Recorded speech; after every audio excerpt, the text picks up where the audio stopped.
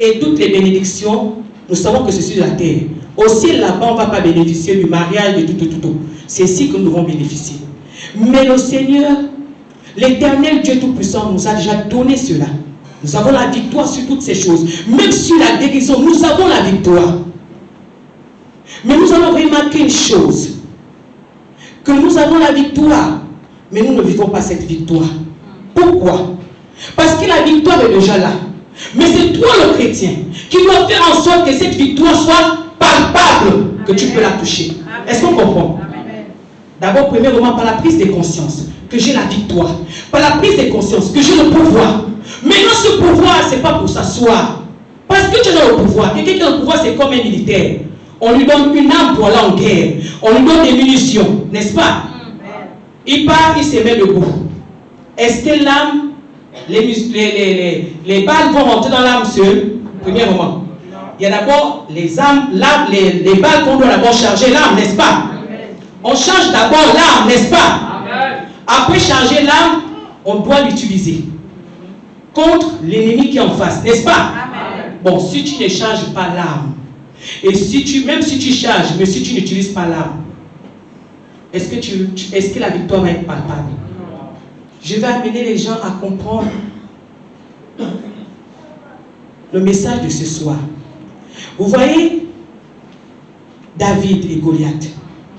Est-ce que quand vous regardez un peu Goliath quand vous lisez cette histoire, un géant comme Goliath, juste une petite pierre a démoli Goliath à terre? Non. Il fallait que quelqu'un ose.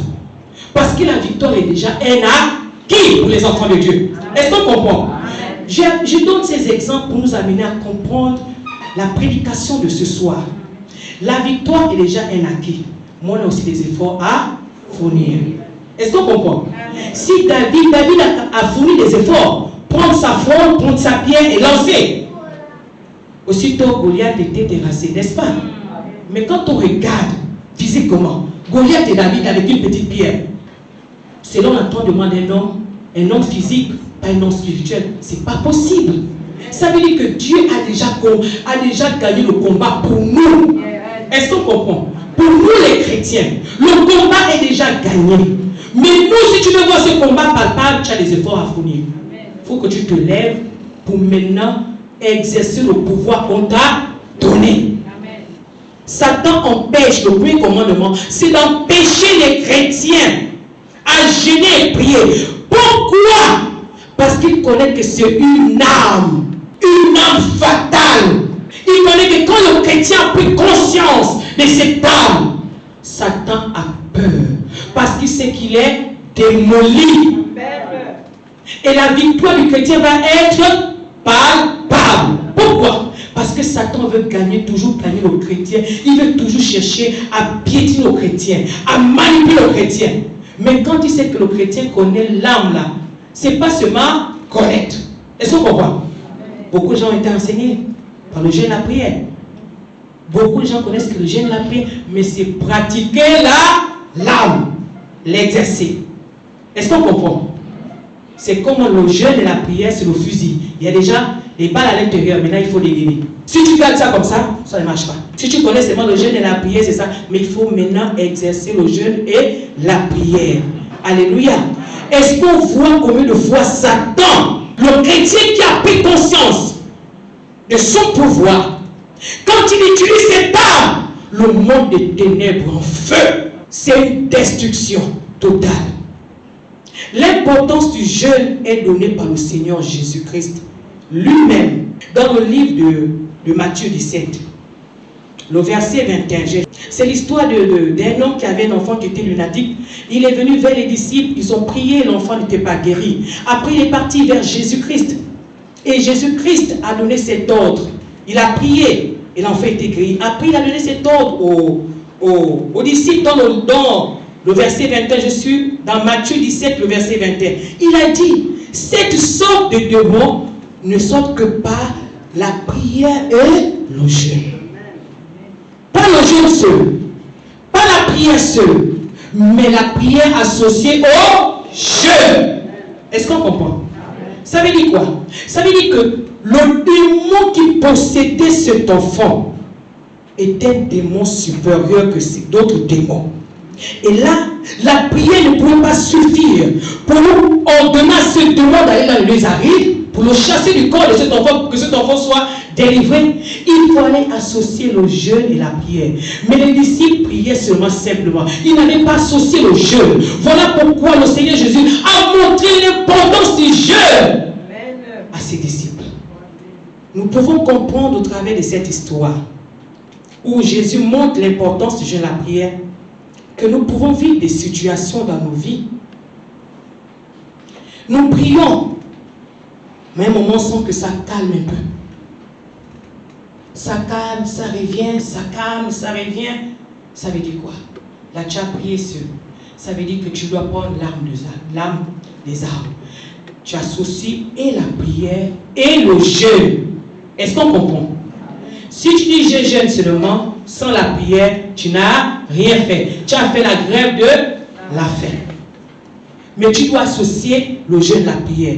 Donc, ça veut dire quoi? Ça veut dire qu'il y a des situations qui peuvent trouver libération, pas la prière tout court, mais des situations qui peuvent persister et trouver totalement la libération, la délivrance par le jeûne associé à la prière. Alléluia. Voilà pourquoi Satan connaît le pouvoir du jeûne et la prière. Il connaît le pouvoir du jeûne et la prière. Et quand il sait qu'on a déclaré le jeûne et la prière, il distrait beaucoup de personnes. Des personnes qui ne sont pas vigilantes. Des personnes qui ne sont pas connectées dans la prière avec le Seigneur. Il distrait. Il met des empêchements. Il met beaucoup de choses. Il y a d'autres, mais il met la fatigue. Et nous allons remarquer que dans beaucoup des Bibles, ce verset-là ne figure pas. Là où le Seigneur montre l'importance du jeûne et la prière. Pourquoi? Parce que Satan fait disparaître ça, parce qu'il ne veut pas que les chrétiens soient enseignés. La Bible déclare que mon peuple périt faute de connaissance. Quand quelqu'un a la connaissance, est-ce qu'il peut encore mourir? Non, parce qu'il connaît déjà. Mais quand quelqu'un n'a pas la connaissance, il va mourir. Voilà pourquoi il ne veut pas que ce verset soit dans certaines Bibles. Sinon, beaucoup de personnes vont découvrir l'arme des armes et mettre en pratique. Mais le camp de Satan va être détruit. Il veut garder les gens dans l'ignorance de cette arme-là. Voilà pourquoi même il y a des personnes, des chrétiens, qui ont été déjà enseignés, qui ont eu cet enseignement bien avant. Mais à un moment, ils oublient. Mais quand ils ont des problèmes, ils oublient. Satan fait tout pour les oublier. Oublier cette âme. Parce qu'il sait que dès que le chrétien prend conscience de cette âme et met cette âme en mouvement, il est démoli. Son royaume est démoli. Et ce soir, nous allons démolir son royaume. Mais c'est quoi le jeûne et la prière? C'est une consécration de la personne dans la prière. C'est-à-dire, c'est une privation des actions charnelles qui font plaisir au corps, donc à la chair, au détriment des actions spirituelles qui font plaisir à l'esprit. Ça veut dire quoi? Le jeûne et la prière. Le jeûne et la prière, c'est une consécration. C'est-à-dire quand tu veux jeûner, tu dois priver tout ce qui fait plaisir à ta chair. La chair, c'est l'enveloppe que nous avons là. Qui fait plaisir à ta chair. Tu dois te priver de la télévision, de manger, de boire, de regarder tout ce qui fait plaisir à ta chair. Tu dois priver cela. C'est-à-dire que ta chair doit être privée. Tout ce qui fait plaisir à la chair, tu dois priver cela. Maintenant, tu dois nourrir l'esprit. Maintenant, fais plaisir à ce qui fait plaisir à l'esprit. Qu'est-ce qui fait plaisir à l'esprit? Quand tu regardes la télévision, est-ce que la télévision fait plaisir à l'esprit? Est-ce que la télévision fait plaisir à l'esprit? Quand tu passes du temps en train de parler au téléphone, est-ce que ça fait plaisir à l'esprit? Quand tu manges la nourriture, le manioc, ça fait plaisir à l'esprit? Non. Tu dois maintenant priver ces choses-là, mais pour maintenant donner des aliments à l'esprit. Ce sont ces aliments-là qui vont donner que l'esprit soit fort. Maintenant, les aliments qui font en sorte que l'esprit soit fort, c'est quoi? C'est la prière, c'est la louange, c'est l'adoration, c'est la méditation. Donc, pendant que tu jeûnes, tu t'es privé de toutes ces choses qui font plaisir à la chair. Maintenant, tu donnes des choses qui font plaisir à l'esprit. Tu nourris maintenant ton esprit. Parce que quand on mange, on dort, on regarde la télévision, ça c'est pour faire plaisir à la chair. Maintenant, nous, quand on jeûne, on fait plaisir maintenant à l'esprit. On passe notre temps dans la louange, dans l'adoration, dans la prière, dans la... Il y a d'autres qui disent, moi j'ai jeûné, mais je n'ai pas vu de résultats par rapport à ce jeûne-là. Mais ça dépend comment tu as jeûné. Est-ce que réellement tu as fait le véritable jeûne? Est-ce que tu as privé la chair? Beaucoup n'arrivent pas à priver la chair. Ils privent la chair de la nourriture et de l'eau. Mais ils ne privent pas de la chair des plaisirs de la chair. Ils ne privent pas la chair de la télévision. Ils ne privent pas la chair du livre. Ils ne privent pas la chair de certaines choses, de certains plaisirs. Et tu n'as pas privé la chair. Donc même jeunes, ils sont au téléphone en train de faire le Congo ça. Tu congos comment? Quand tu jeûnes, tu dois vivre tu dois être dans la sanctification. C'est-à-dire que tu dois être sanctifié. Aucune pensée ne vient traverser ta tête. Tu ne peux pas gêner, on t'appelle encore. Là-bas, il va dire que ton cas, ça dit que tu es comme ça. Ah bon? Elle a dit comment? Atteindre une certaine maturité pour pouvoir dominer sur ces petites choses-là. Mais ce n'est pas facile. Voilà pourquoi on préfère ouvrir l'église tôt pour donner l'opportunité à tout le monde de venir faire le véritable jeûne. Parce que tu es dans l'église. Quand une mauvaise pensée même t'es perturbé la tête, aussitôt tu vas commencer à prier. Parce que tu es dans un lieu qui te pousse à prier. Quand tu viens, ça va te pousser à prier. Il y a des temps de prière en permanence. Ça va te pousser à lire la Bible. Et il y a aussi des exhortations qu'on donne. Donc tu es dans un endroit où vraiment tu ne vas pas avoir le temps de penser à X, de penser à Y, de penser à ceci, de répondre à autre, parce que tu n'auras pas le temps de parler au téléphone. Le jeûne, il faut vivre la véritable sanctification dans le jeûne. Quand tu ne vis pas la sanctification dans le jeûne, tu t'attends quoi? Il faut d'abord faire le véritable jeûne. Il faut d'abord priver la chair au détriment de l'esprit. Il faut nourrir l'esprit.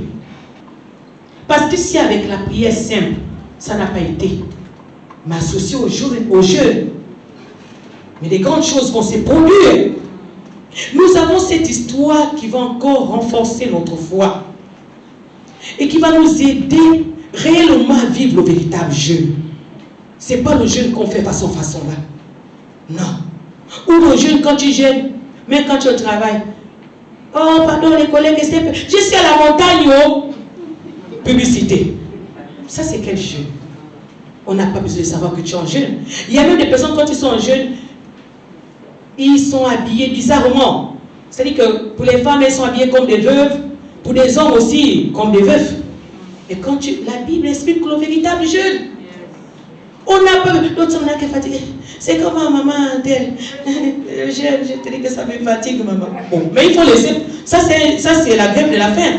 Parce que là, il y a l'hypocrisie. C'est comme si tu fais un forcing. On ne force pas les gens à jeûner, c'est mauvais. Le véritable jeûne que je vais l'expliquer. Hein. Quand tu sens déjà que là, je n'ai plus de force, je suis fatigué, il faut dire que là, l'esprit a déjà mangé. Et quand l'esprit est nourri, quelque chose se passe. Alléluia. Amen. Tu dois ressentir ça. Tu dois ressentir cette fatigue. Tu dois même ressentir. Là même l'ennemi fait quoi? Il te donne les marteaux à la tête pour te causer des douleurs. Tu sens la douleur ici. Tu sens la douleur là. Tu sens que ton corps. Pourquoi? Parce que Satan sent que là, ton esprit est en train d'être nourri. Est en train d'être nourri. Il dit que hey, si l'esprit est nourri, dès que la personne va décider quelque chose, je vais être terrassé. Il fait quoi? Il ne fait que damer. Tu sens la douleur ici. Tu sens la douleur là. Ne lâche pas. Sache que là, quelque chose est en train de se passer. Parce que quand quelqu'un jeûne, le monde des ténèbres est mal. Amen. Parce que quand tu jeûnes, même quand tu n'as pas ouvert la bouche, mais quand tu es dans le véritable jeûne et que l'esprit est déjà nourri, je t'assure que quand tu es mal debout là, parce que les démons rôdent, les démons ne peuvent plus s'approcher. L'espace où tu te trouves, les démons du mal, parce que tu dégages la véritable flamme de feu, quelque chose se passe. C'est spirituel. Et quand tu ouvres encore ta bouche pour déclarer quelque chose, c'est l'arme que tu es en train de tirer. Vous voyez, comme l'arme, le militaire. Quand tu ouvres ta bouche pour déclarer quelque chose, c'est l'arme, là tu tires. Et là, quand tu es en jeûne, tu ne tires pas en désordre. Parce que vous voyez, même les chasseurs, même les militaires, il y a d'autres qui tirent en désordre. Mais quand tu es en jeûne, parce que c'est plus toi qui tires, c'est le Saint-Esprit, parce qu'il est déjà nourri en toi. Et quand il est nourri, quand tu tires, toi, c'est ton travail, c'est juste d'attraper l'arme. L'arme que je parle, c'est pas proclamer une parole. Toi, c'est juste proclamer une parole. Décider ce que tu veux décider. Et le reste, ça s'applique par le Saint-Esprit. Alléluia. Le véritable Dieu. Les gens, c'est les morts. Mais pourquoi cette personne a telle onction? Pourquoi pas moi? Mais parce que la personne s'est privée. Le jeûne, c'est une privation. Le jeûne, c'est un sacrifice. Amen. Si tu ne te connais pas, tu ne connais pas te priver, tu vas t'attendre à quoi? Le jeûne est un sacrifice. On est dans le jeûne. Mais quand tu vis le véritable jeûne, aucun démon ne peut te résister. Parce que là, l'esprit est nourri. Surtout le véritable jeûne. Que tu as nourri l'esprit. Par la louange, par la méditation de la parole de Dieu. Par la prière. Quand tu nourris l'esprit comme ça, l'esprit est rassasié. Je vous assure que tout ce que tu vas déclarer, les choses vont se passer. Parce que ton corps là ne t'appartient plus. Là, c'est le Saint-Esprit qui domine maintenant. Parce que la chair est piétinée. Et quand l'esprit est nourri, l'esprit prend le contrôle. Là où il y avait une maladie, tu n'as même plus besoin de dire maladie, toi, douleur là. Quelque chose se passe seulement. Un moment, tu as dit, mais j'avais mal à la tête. Mais qu'est-ce qui s'est passé? Parce que la maladie ne vient pas de Dieu. La maladie n'appartient pas à Dieu. Maintenant, l'esprit a pris la place. La maladie va encore rester comment? Le véritable jeûne qui bouleverse. Quand tu vis le véritable jeûne, tu peux transformer ton foyer. Tu peux d'abord transformer ta vie, la vie de tes enfants. Ton foyer, tu peux transformer. Tu peux transformer ta famille. Tu peux transformer ta nation. Qui va décider d'arrêter ces choses? C'est le chrétien qui utilise l'arme fatale. La Bible déclare que nous sommes la lumière du monde. La Bible déclare que le monde attend et que Adam désire la révélation des fils de Dieu. Comment les fils de Dieu doivent se révéler? C'est pour arrêter ces choses. Le chrétien doit prendre conscience du pouvoir que Dieu l'a légué. Il y a d'autres, ça c'est pas pour moi, c'est pour la haute famille. Non, tu n'es pas chrétien. Un chrétien n'est pas égoïste. Un chrétien, dès qu'il écoute une situation, ça veut dire que si tu as écouté, parce que tu as le pouvoir d'arrêter ça. Quand tu écoutes une situation, toi chrétien, oh, il y a des situations dans tel pays, pas dit, non, ça c'est un pays, non. Le chrétien, il est international. Le chrétien, il est dans toutes les nations. Le chrétien n'appartient pas à une nation, mais il appartient à toutes les nations. Quand tu écoutes quelque chose, ça veut dire que le Seigneur veut que tu arrêtes parce que tu as le pouvoir. Il a déjà fait. Mais comment le chrétien écoute? Ça c'est pour les autres là. Mais non. C'est quand tu prends possession de cette chose. Quand tu arrêtes, il y a quelque chose aussi que le Seigneur fait pour toi. On doit pas être égoïste. Comment un chrétien peut être égoïste? Tu ne penses qu'à toi. Tu ne penses qu'à tes problèmes. Tu ne penses qu'à ceci. Mais la Bible dit quoi? Il dit prie pour la nation dans laquelle tu es. Le bonheur de cette nation aussi. Tu mérites ce bonheur. Quand on a eu Corona là, on a fait des églises, non? On n'a pas suivi. Un chrétien n'est pas égoïste. Un chrétien qui connaît réellement sa place. Mais il y a l'arme des armes. Si tu sais que tu as prié, tu sens que le phénomène continue. Tu dis là, je prends l'arme des armes. Je ne priais, j'arrête ce phénomène. Dès que Satan a déjà fait quelque chose et que c'est dévoilé, ça n'a plus de fait. Si le chrétien prenait ce pouvoir, vous allez voir que beaucoup de choses vont changer dans la vie des chrétiens. On va remporter des victoires, non seulement dans nos propres vies, dans nos foyers, dans la vie de nos enfants, de nos familles, dans notre nation et dans les autres nations. Les choses vont changer. Alléluia. Regardez quand on a pris la prière sur le corona. Le corona, c'est pas la médecine qui a arrêté le corona. C'est la prière des chrétiens qui a arrêté ce démon, qui a chassé ce démon dans les désarrives. C'est un démon corona. Mais si les chrétiens dormaient, il faut jamais dire, moi là, est-ce que moi ma prière là? Non. Là où tu élèves ta voix, tu es sincère avec le Seigneur. Même si tu es le seul chrétien dans ce quartier, Dieu va triompher. Amen. Alléluia. Le problème, c'est beaucoup de chrétiens qui se sous-estiment. Est-ce que. Et il y a des chrétiens, dès qu'il y a un problème, ils commencent à paniquer. Chrétien, tu ne paniques pas. Nous avons, je vais pas lire cette histoire, mais nous avons l'histoire du roi Josaphat. Dans 2 Chroniques, le chapitre 20, le roi Josaphat, il y avait 3 peuples, 3 nations qui cherchaient à détruire le peuple d'Israël, dont le roi Josaphat était le roi. Il n'y a pas match, non?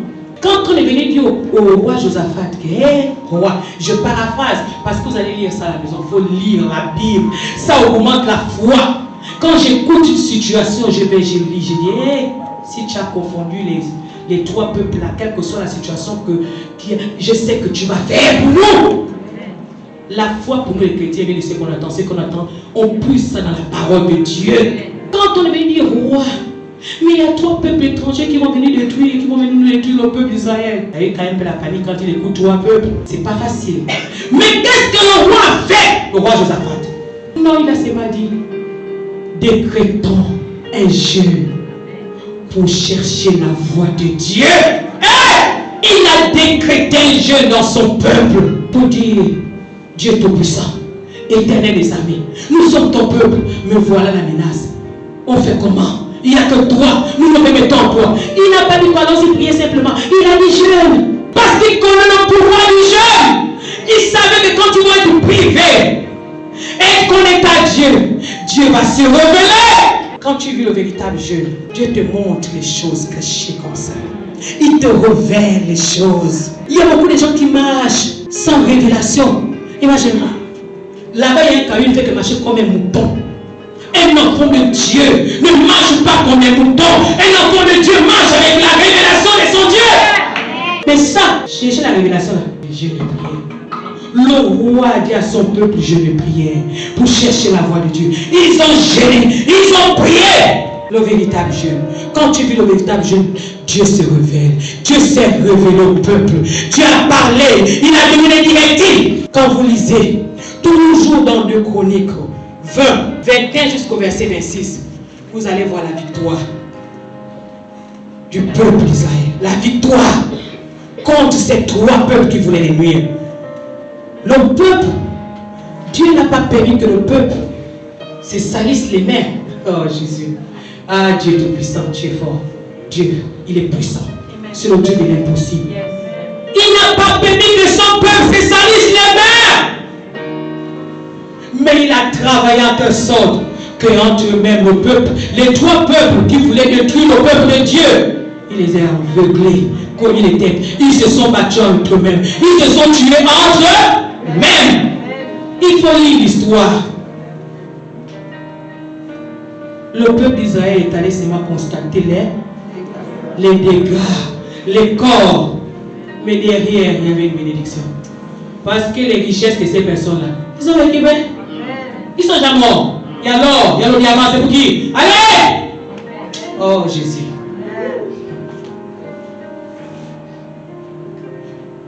Notre Dieu est un Dieu puissant. Il y a des chrétiens qui limitent même la puissance de Dieu. Parce que peut-être ils n'ont pas encore pris conscience de ce pouvoir.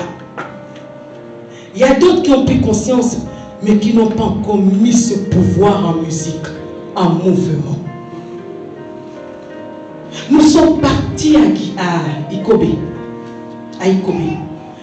Au milieu de la nuit, on a eu un accident. Les sorciers d'Ikobe avaient d'abord fait le coup en route. Ils nous ont envoyé un buffle. Un grand buffle noir. C'est la première fois que je vois même le buffle là. Noir, vraiment noir. Et on était sur une montée comme un tournant aussi. Quand le buffle, on descendait. Quand le buffle vient nous charger vers nous, l'homme de Dieu, il faut qu'il essaie de gérer le véhicule parce qu'il y a d'autres derrière et on ne connaît pas derrière. Il y a des ravins de chaque côté. Non, Dieu est fort. Il y a des ravins. Quand vous regardez ces ravins-là, quand tu sors là, tu dis non, je ne vois pas le problème qui peut m'accabler. L'homme vient en courant. L'homme de Dieu recule par marche arrière. Je dis au nom de Jésus. Le bœuf a trébuché, il est tombé dans le ravin. Est-ce que nous sommes sortis de la voiture pour aller dire, est-ce qu'on n'était pas sorti? Mais là, on a exercé le pouvoir. Eh, Jésus. Il a dit que tout est accompli, n'est-ce pas? Nous avons la victoire. Mais c'est nous les chrétiens qui devons la rendre maintenant palpable. Et on a rendu cette victoire palpable. On a prié, exercé ce pouvoir. Le buffle a trébuché. On a continué. Les sorciers d'Ikobé ne voulaient pas que l'évangile arrive à Ikobé. Mais le Dieu que nous prions, au-dessus de tous les sorciers d'Ikobé, bien que tous les ministres vont là-bas se laver, font des choses traditionnelles, mais nous on est partis pour déranger ça. On est arrivé à Ikobé. La même soirée, ils ont dit non, le buffle ça n'a pas marché. Maintenant, on va les faire passer par un pont et on va casser le pont la nuit. Il faisait peut-être 23 heures, quelque chose comme ça. Et il y avait la pluie même. Quand on part, le pont, regarde l'eau. Je n'ai jamais vu comment l'eau parle. Boum, boum, ça t'appelle. Tu dis aujourd'hui, là, vous allez bientôt bon. La voiture s'est mise comme ça. Donc, du côté de l'homme de Dieu, était totalement renversé, entré dans le trou. Hein. En fait, quand on bougeait même, il partait. Moi, 2 roues en l'air. Moi, vous voyez comment on est incliné. Donc, moi, je suis comme ça. Et puis, les gens sont venus. On a essayé de me faire sortir. Malgré le poids, hé, Jésus, Dieu est bon. Hein. Là, il m'avait rendu même souple. Hein. Parce que je me regarde, je dis, mais je ne peux pas sortir là. En fait, Dieu fait ces choses de sa manière. Il nous donne la compréhension des hommes.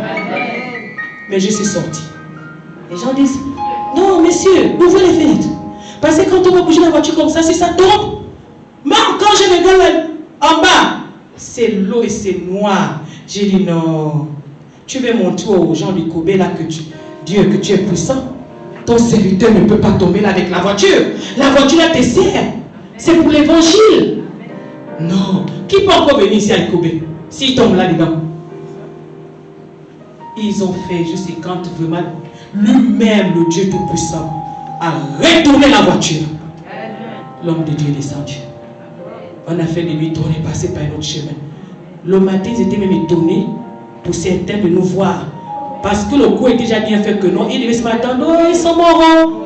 Les missionnaires là. Mais non, on a continué le travail. La nourriture qu'on nous donnait était bien dosée. Si vous voyez même la maman qui préparait la tu sens que oui, ça c'est bon pour nous, mais c'est qu'elle dose ça bien. Même quand on mangeait avec l'homme, on dit ah oui, là nous sommes posés là. Quand on va y voir l'hypoville, on va discuter tous les toilettes quoi. Mais c'était bien. Ça nous a fait du bien quand on est revenu. On a libéré. C'est parti. Le poison ne peut pas atteindre un enfant de Dieu qui connaît son pouvoir. Ça va l'atteindre comment? Mais quand tu ne connais pas le pouvoir, je dis qu'on m'a empoisonné, ça ne va pas, j'ai chié le sang, j'ai vomi le sang. Mais non, tu ne connais rien. Où tu as les trous? Les trous, c'est le péché. Quand tu as le péché, il ne faut pas attaquer Satan.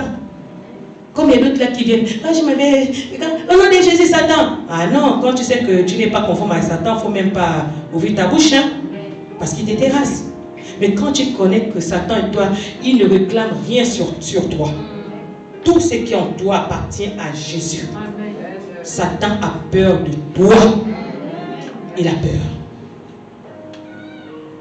Une fois, quand mon mari avait perdu son grand frère, et il était parti à Port-Gentil pour organiser la venue de la dépouille pour aller à Plantou. Après, il est venu pour descendre à Plantou. On devait tous, chacun devait descendre. Et le jour qu'il est arrivé, on a payé les jus, tout ça. La bouteille, je vous assure que le monde des ténèbres travaille. Les gens qui aiment négliger Satan. Quand on a fait les commandements là-bas, on a affiché. Les gens ne prenaient même pas acte de regarder. Quand l'homme de Dieu dit, regardez tel enseignement à la télévision, les gens ne regardent pas. Ah, l'homme de Dieu dit, ou bien regardez dans les réseaux sociaux tel, pour savoir comment Satan travaille. Quand tu connais comment Satan travaille, tu connais aussi l'attaquer. On donne les enseignements, ça reste ici. Dès qu'on écoute là, on sort à la porte là, on ne prend plus plaisir ces enseignements et mettre en pratique. Mais qui subit? C'est nous-mêmes. Et ce jour, l'homme de Dieu est arrivé, on a payé il y avait les jus, il y avait les gens qui dormaient. C'était la maison, vous savez, quand il y a un décès, il y a la maison de la mort. Mais, Comment vous voulez atteindre l'homme de Dieu? Ils ont dit non, on a tapé, c'est pas bon. On va taper sa femme. Là où l'homme de Dieu est déjà mal à cause du décès, on va tuer sa femme. Dès qu'on tue sa femme, ça fait encore 2 décès. Là, on va le gagner. Ils ont dosé le coca. L'enfant m'a ouvert le coca devant moi. Coca en litre, bouteille en plastique. Écoutez bien. Parce que quand on dit, oh, c'était une bouteille cassable, je sais que c'était déjà un peu ouvert. Bouteille en plastique en litre. On a ouvert, ça fait 4. Vous voyez, quand on ouvre voilà. Dans le verre, moi-même, j'ai attrapé le verre comme ça. Pasteur Lévi, je peux attraper une bouteille. Je prends la bouteille pour symboliser le verre. Hein? Le verre était comme ça, on me servait. Dès que l'enfant finit de servir, je vais retirer comme ça. Tout d'un coup, je coûte ma... Ah! Je dis, oh, puisque j'avais le verre en haut comme ça, je suis resté avec une partie ici en haut et tout le bas est tombé. Wow. Je suis resté. C'est bien coupé. C'est pas que le verre est tombé. Non, ça s'est coupé en 2. Ouais, non? Au milieu là, en 2. C'est tombé. Waouh! Je suis mal dit, ah, ça, c'est fort, hein? Mais vous avez menti. Parce que notre alliance, on connaît là où on a tissé l'alliance avec le Seigneur. Si pour nous gagner, il faut aller tuer Jésus une deuxième fois. Mais si on ne peut pas tuer Jésus une deuxième fois, on va le tuer. Mais est-ce que vous voyez l'ampleur, combien de fois Satan travaille? Une bouteille en plastique bien fermée. Mais c'était dosé, c'était embouté. Je vais réveiller la conscience des gens. Parce que les gens négligent, banalisent tout. Mais vous avez vu, c'était dosé.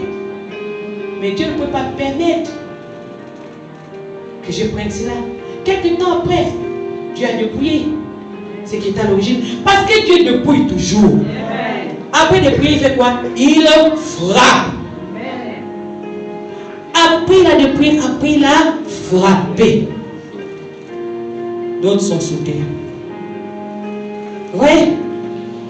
On ne joue pas. Quand tu connais le pouvoir que tu as, le diable ne peut plus te manipuler. J'ai mal au cœur d'attendre que mon oncle me manipule, ma tante me manipule, ma mère me manipule. Non! Ça doit s'arrêter. Et ce soir, nous sommes en jeûne et prière. C'est pas normal que quelqu'un, un agent du diable dans ta famille, manipule ta santé, manipule ton travail, manipule ton mariage, ta fécondité. Non! Tu as le pouvoir. Mais il y a d'autres, ça ne marche pas pour les sentiments. Tu connais que c'est ton père. Bon, je devais dire le nom de mon mari, mais comme mon mari a le même prénom que moi, mon défunt père, je ne vais pas dire ce nom-là. Parce que quand on va suivre, on va dire que j'ai dit mon père. Non. Tu connais que c'est ton père, Alphonse, qui te ouvre. Tu connais bien que accepte qu'on les manipule. Pourquoi je dis accepte? Parce que beaucoup connaissent. Quelquefois le Seigneur t'a révélé, t'a montré tous les signes possibles.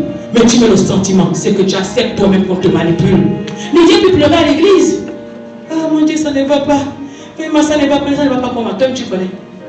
Ou il y a d'autres qui ne sont pas chrétiens, mais qui viennent à l'église, gonfler les rangs de l'église, en croyant qu'ils sont chrétiens dans les enseignements, mais ils ne sont pas chrétiens. Ils vivent comme ils veulent. Et le diable les manipule. Mais chrétiens, qui vit la sanctification, qui marche comme le Seigneur veut, et qui est dans le sentiment, il y a un problème. Finalement, tu veux quoi? Au ciel, il n'y a pas mariage, il n'y a pas fécondité, il n'y a pas travail au ciel.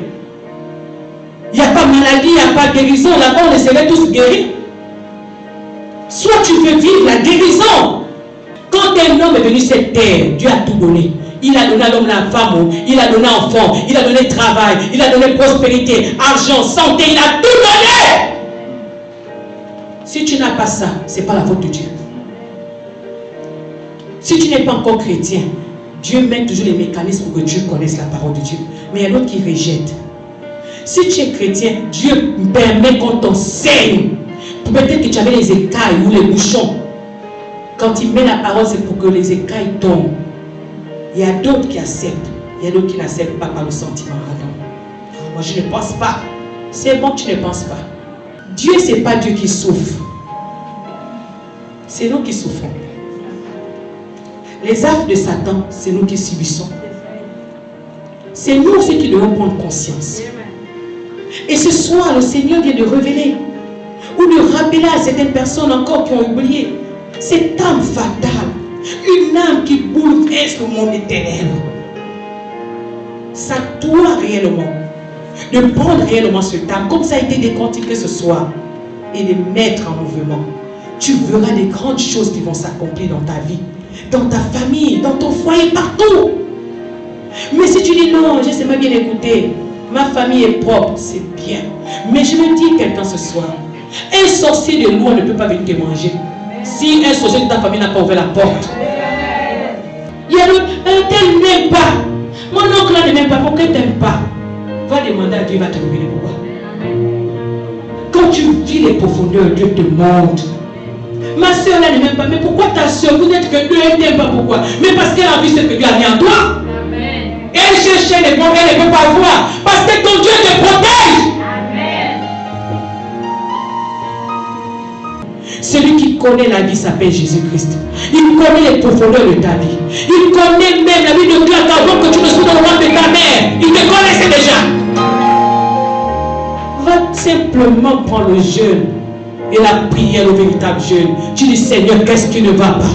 Ma vie, c'est quoi? Il va te révéler et il va te dire, j'aime le Seigneur. Parce que non seulement il te révèle, il te donne la conduite à tenir. C'est que tu dois faire pour sortir de cette situation. Il te donne tout. Il te révèle, il te donne le remède. Le véritable remède. Mais tu vas chez le prophète, il donne quoi? Te créer des problèmes. Tu vas dépenser autant d'argent. Pourquoi? Parce que les chrétiens sont paresseux. Quand on dit jeûne, je ne peux pas, l'estomac me fait mal. Mais c'est dans le jeûne là que l'estomac aussi va être guéri. Est-ce qu'on ne sait pas que quand on jeûne, il y a la guérison qui s'opère? Parce que le Saint-Esprit n'habite pas. Quand l'esprit est nourri, ça veut dire que le Saint-Esprit prend totalement la place. Est-ce qu'il va habiter là où il y a la douleur? Il va aller dans la douleur là.